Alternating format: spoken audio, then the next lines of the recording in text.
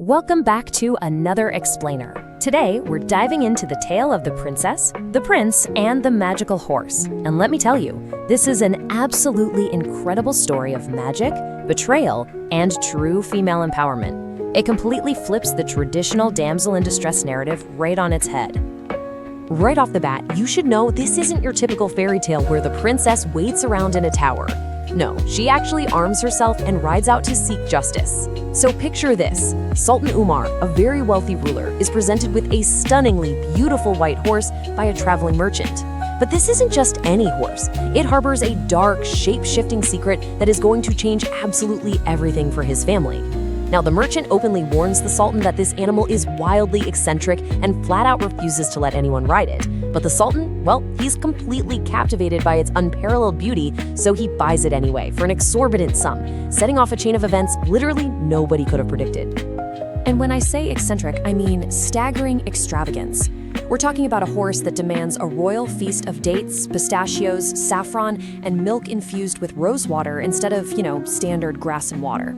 In fact, it actually starves itself until the Sultan's brave daughter, Princess Lila, steps in. She forms this incredibly deep bond with the animal, feeding it by hand and fearlessly becoming the only person able to ride it bareback. She loves this horse so much that she actually rejects all her royal marriage proposals, devoting herself entirely to its care, and jokingly telling her friends she's already married to the horse. But, as you might guess, the plot sickens. Drastically. One restless night, Princess Lila wanders down to the stables, and instead of finding her beloved magical horse, she discovers a very handsome young man sitting intimately with her maid, Samia. And get this, he is entirely obsessed with Samia's long, beautiful flowing hair. It turns out the horse is actually a shape-shifting prince from a distant land, using his magical disguise for one reason, just to get close to the maid's hair. So Lila is understandably furious at this deception. I mean, wouldn't you be? She threatens to just cut Samia's hair off if this midnight rendezvous continues. But the prince's reaction? He literally uses his magic to kidnap Samia right out from under the princess's nose, solely to keep looking at her hair. And to add insult to injury, he leaves behind this incredibly arrogant, mocking note challenging Lila. It reads, "Who will come from Mamlakatil Yakut? Who will cut Samia's hair?" He basically taunts her, claiming he is the prince of this unknown realm and daring absolutely anyone to try and take Samia's hair away from him. Now, instead of just weeping over this betrayal, Lila takes on the ultimate heroine's journey. She dresses in a male disguise, arms herself, and rides out alone for a grueling, month-long journey across unknown borders. Eventually, she reaches this magical, seemingly impenetrable forest. But does she turn back? Absolutely not. She literally carves her way through the thick woody barrier with a dagger until she meets a wise old sage. And it turns out, this is the very same sage who originally taught the treacherous prince his shape-shifting magic. The sage is moved by her sheer grit and determination. Plus, he's pretty disappointed in his former student's deceit, so he points her in the right direction. Guided by his wisdom, Lila successfully infiltrates the mysterious, hidden city of Mamlakat Yakut right before sunset. Still rocking her male disguise, she finds a place to stay at a local inn, completely undetected by the locals, and meticulously begins plotting her revenge against the prince. Okay, this is where it gets really good. Lila devises this brilliant, multi-step heist plan. First, she befriends an old woman who makes floral jewelry for the prince's palace. Next, Lila uses her own royal skills to craft floral arrangements so superior that the prince's household demands to meet the maker. Step 3, Lila ditches the male disguise, darkens her skin, dresses up as the old woman's niece, and boom, she gets invited straight into the royal bedroom where Samia is living in luxury. And then comes the ultimate mic drop moment. Under the guise of styling Samia's hair with exquisite flowers, Lila perfectly executes her revenge. She cleanly chops the whole braid right off. She tucks it away, finishes styling the remaining short hair with flowers so no one notices immediately, and makes her escape. But before she slips out of the palace, she writes a perfect, taunting response on the wall, directly answering the prince's initial challenge. She writes, "We came from Mamlakatu Yahud, we cut Samia's hair." So what does this all mean? Well, it perfectly builds a stark contrast between our two main characters. On one side, you have Lila, brave, resourceful, deeply loyal, and willing to risk her life to reclaim her honor. On the other side, we see the prince's true colors. When he returns that night and realizes Samia's hair is gone, he doesn't comfort her. No, he furiously slaps her and immediately kicks her out onto the street. His love was entirely superficial.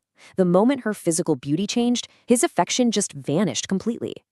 Meanwhile, our heroine Lila is riding high on victory. Powered by pure adrenaline, she makes that month-long journey back home in just 2 days.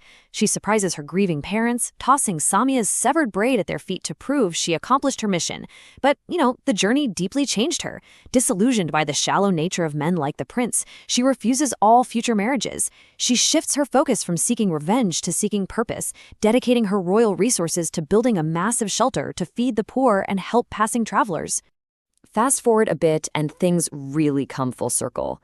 One day, this hairless, destitute, and totally broken beggar wanders into Lila's shelter.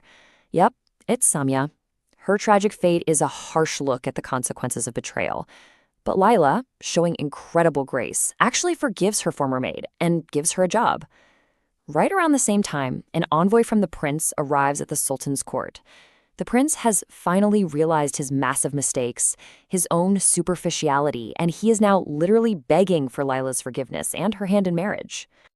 This brings us to a super tense moment in the narrative. The Sultan leaves the decision entirely up to his daughter. After contemplating the immense hardships she endured, Lila agrees to meet the prince, who travels all the way to her kingdom to apologize in person. But remember, Lila is a master strategist, and she is not one to just easily forget the past. So she sets up one final, brilliant test of his character right there in her royal garden. Before the prince even arrives, Lila dresses the bald, disgraced Samia in magnificent royal clothes and a crown, having her pose as a male royal companion. When the prince walks into the garden and sees Lila seemingly training horses with another man, he becomes violently jealous and actually draws his dagger. Lila calmly stops him, revealing that the man is actually his discarded obsession, Samia. She forces him to look right in the mirror at his own shallow hypocrisy and quick temper. Utterly defeated and ashamed, the prince finally acknowledges his flaws, drops his weapon, and apologizes completely and genuinely.